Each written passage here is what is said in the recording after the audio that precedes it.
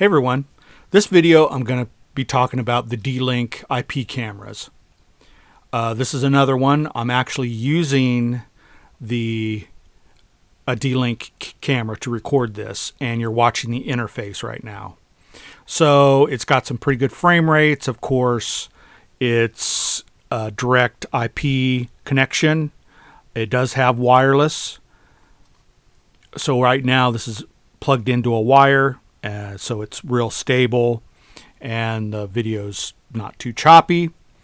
So the reason why I wanted to go through this is last year I figured out how to put many of these cameras together. I didn't think it was possible, but it is. And first of all, I'm going to go through the settings, all of what you can do with this. Then I'm going to go through the very last, the IP settings and then router settings. So first of all, you have 3 tabs up here. You can actually move the lens by pushing these arrows. You can actually listen to what's going on, but I have that turned off right now. The pan step, you can change that. Tilt. So you can tilt this camera up. So if you click this arrow, it'll move up. And I think I want that to go a little bit quicker or more in one, fell swoop there.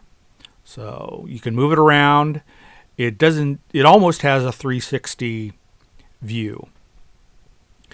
Here you can just do an auto pan. A precise sequence, you can set that. A really nice camera. Whenever I'm watching a house, I can rely on this to view at any time. And I've got I've got 3 cameras in the house, and I'll get to that later. You have a record. It senses motion. The SD card in here, card invalid. There isn't a card in it right now. 32 gig is the maximum I think it'll take. What you do when you set up, you go to the motion detection, and here you'll see these little blocks. So anything in red, it's going to record. So I want everything to record. And of course, sensitivity. But anyway, that will record. If there's any movement in here, it will record. So let me, okay. So if you were going to, let me see, clear all. I want to, if you like, say you had a road up at the top or certain areas, you just highlight certain areas that you want to look for motion. Very nice. This can only be done on Internet Explorer, and that's the browser I'm using right now. Then you'd hit Save Settings. Sound detection. It will have, kind of like a little percent bar here of what it's picking up, and you can set the sound sensitivity with this number. Time and date, password. Individual image settings, SD card. You can, I think, format it, that kind of thing. But what it'll do is you can see what's happening on this front panel. So if there was movement here, this would start blinking, and you can set it to, like, after so much movement to record onto SD. Very handy to do if you can't catch it live. So I really like this IP camera. You can use the, of course, that's the bigger view. I have it on setting profile number 2, so it's a little bit smaller, but it has, I think it's, what does it say, 1080 or 720p? 720p, so you can really see some detail in there. But for right now, I'm going to set it so I can kind of see the whole interface. Auto pan, I went through that. Okay, and this is live video. This is the live video tab. So setup. Let me get to the IP part. Most of the time, you're going to want to set it at a certain IP address, but do that last. The first thing you want to do, if you have a couple of these, you want to enable the port, and for each one of these, you'd set it at like port 80 or 800 or 8000. That's how I would name it. I'd first start with, well, port 80 is commonly used. I'd put maybe 800, 8000, and maybe 8080, something like that for each of these cameras. And then you'll need to go into your router, and in your port forwarding, you have to like label and then put the port in of the camera. So you can have a link up at the top of your browser for each camera. Of course, you have logins.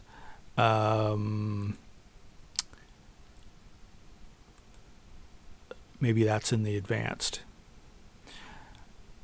Maintenance. Okay, new password. You can even name the camera something different. Status. I just put this in here. And then there's help too. So that is pretty much all you'll need to know. Let me see. Oh, I should go back.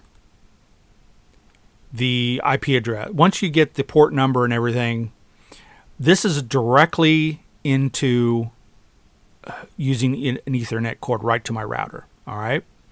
So I just have this setting on an old .router, and sometimes, most commonly, the IP address will be 192.168.1.1.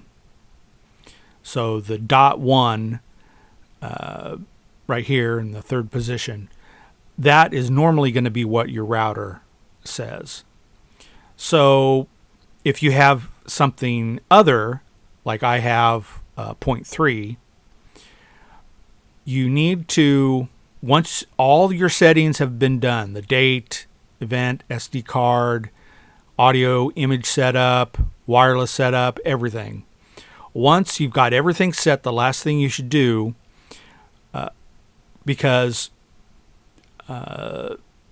this, when you unhook it from the Ethernet, basically it's going to try to find a IP address and it'll randomly select it.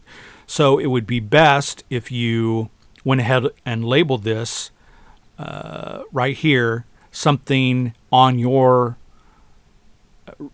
IP address, because this will default to 192.168.1 dot and then whatever it assigns.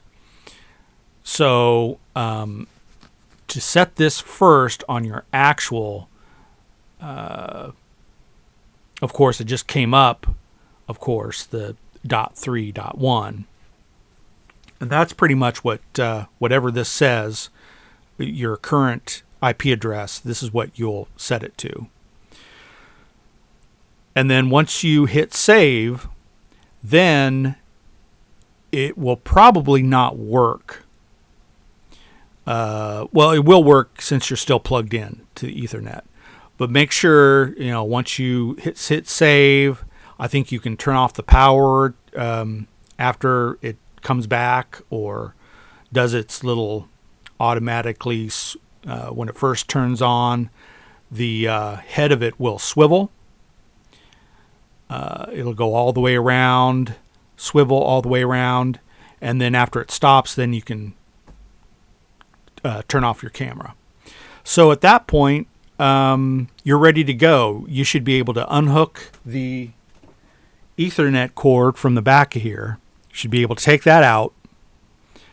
put the power back in and let it go, and then it will use the IP settings that you just put in. And this becomes all wireless, so you can put it around the house or garage or outside or whatever. So I have 3 of these, and it watches the house when I'm gone. You can even get an app, I believe, to check in on your house. You might need a extra infrared because you have like 4 here, and inside the house is fine, but if this was outside, you would need some pretty strong infrared lights to illuminate everything, since if outside there's not too many things the light can bounce off of, it might be pretty dark. But even inside, in a 30-feet living room, I have an extra infrared lights. I think it's got like 40 or 50 little lights in it. And that really helps to really brighten things up. So I think I've mentioned all that this can do for now. So if there's anything I missed, put it down in the comments section if you have any more questions, and I might do another video. So for now, I'll just say I hope this video helps and keeps coming back for great videos.